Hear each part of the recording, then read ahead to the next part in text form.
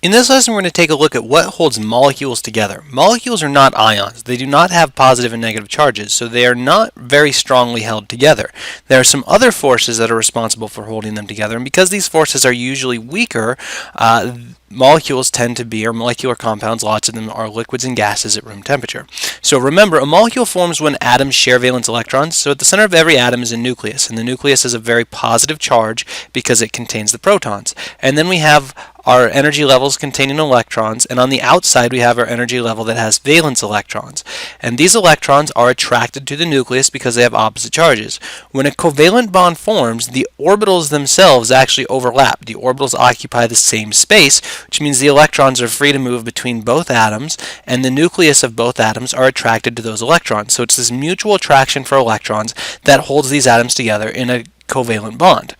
But remember, atoms have a quality called electronegativity, or their ability to pull electrons to them in a bond. So if I have things that are not equal, so if I had like a fluorine, which is the most electronegative atom on the table, and I have a hydrogen, when they share electrons, they don't share equally, they share unequally. So the electrons get pulled closer to fluorine. It has a greater ability to attract electrons. And that actually creates a separation of charge.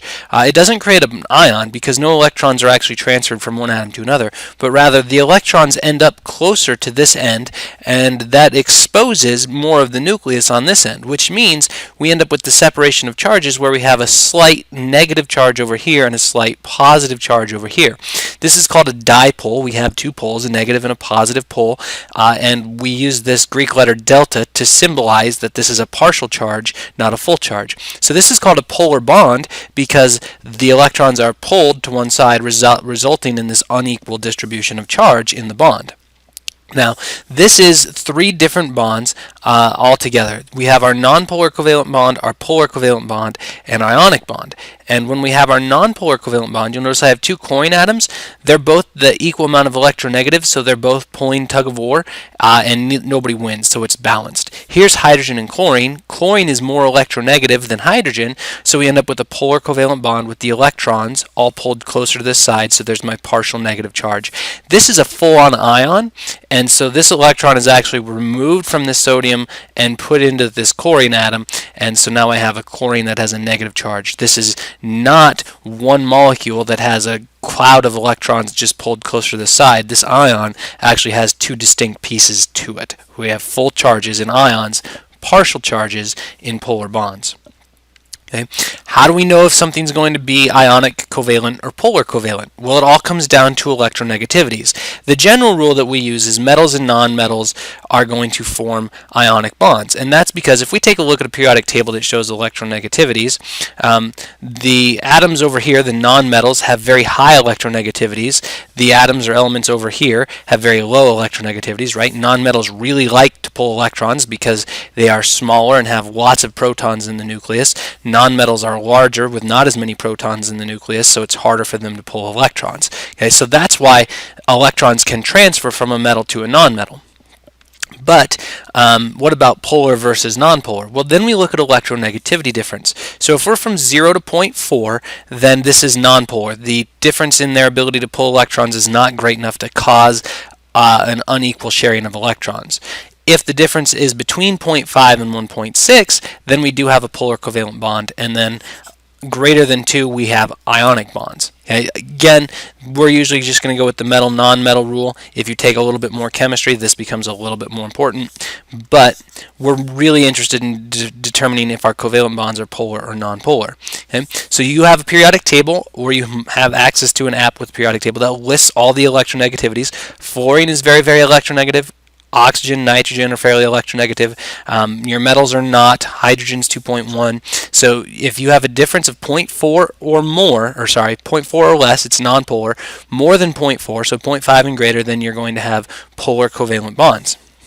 But just because a bond is polar doesn't mean a molecule is. So a polar bond means that the electrons are shared unequally. A polar molecule is a molecule that has oppositely charged ends. So how can I have a polar bond without having a polar molecule? Well, it all comes down to the shape. Water, remember you have oxygen in the middle, has 2 electron groups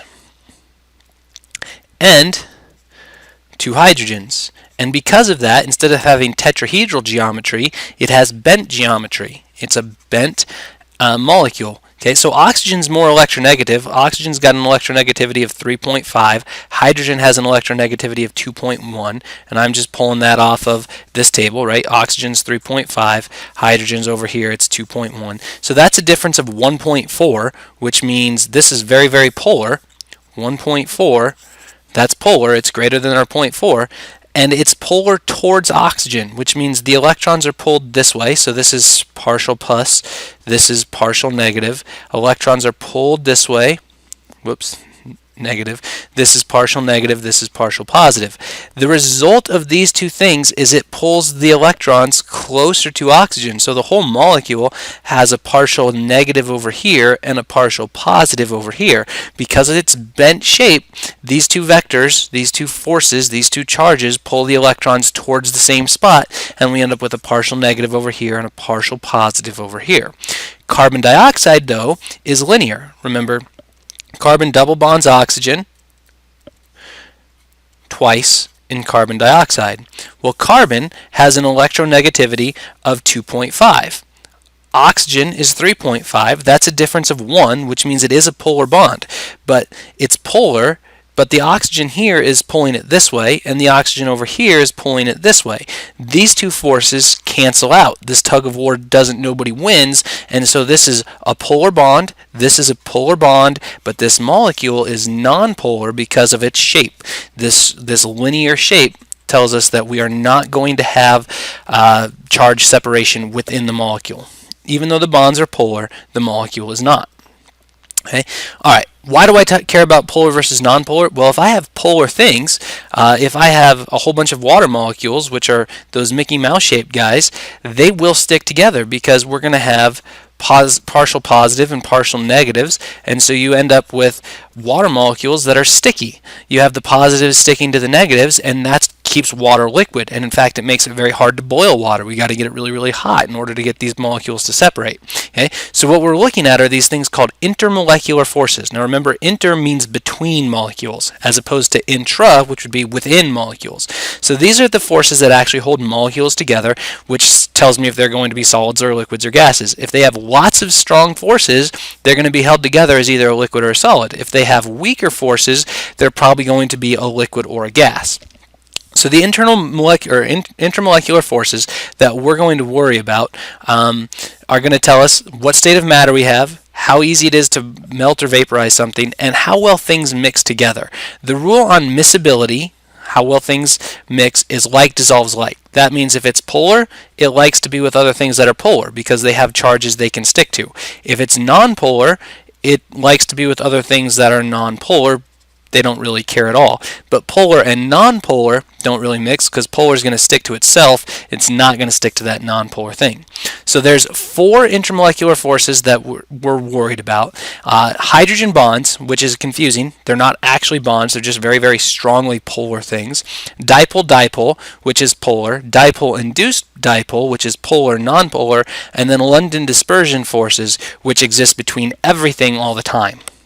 So we'll work through these a little bit at a time. Hydrogen bonds are not bonds. Hydrogen bonds are just very, very polar things. And in order for this to happen, you have to have molecules that have hydrogen either bonded to an oxygen, or hydrogen bonded to a fluorine, or hydrogen bonded to a nitrogen. Now, that actually kind of makes sense because the top row of your periodic table has fluorine, oxygen, nitrogen. These are 3 very, very electronegative elements. They are going to very strongly pull electrons towards them. Hydrogen is special because hydrogen is only 1 proton and 1 electron, so when the hydrogen gets its electron pulled that direction, it exposes the only thing that's left, and that's a proton. So this gets a very strong partial positive, and this gets a very strong partial negative, which means this is very, very, very polar. So hydrogen bonds are like the Superman of polar bonds. They are very, very strong as far as intermolecular forces go, but they still don't come close to the strength of a covalent bond. Okay? What this means is we are going to have higher melting points and boiling points for things that are hydrogen bonding to each other. So for a hydrogen bond to occur, all the molecules involved have to have OH groups, or HF groups, or HN groups. Okay? If we don't have those groups in everything, then they don't polar bond. Next up we have dipole-dipole. Remember, dipole means two poles. This is really just polar-polar. This tells us we have one polar thing dealing with another polar thing. So it's the weaker version of hydrogen bonding because these molecules are not as polar because the charges don't separate quite as effectively, but they still have a slightly positive and slightly negative side.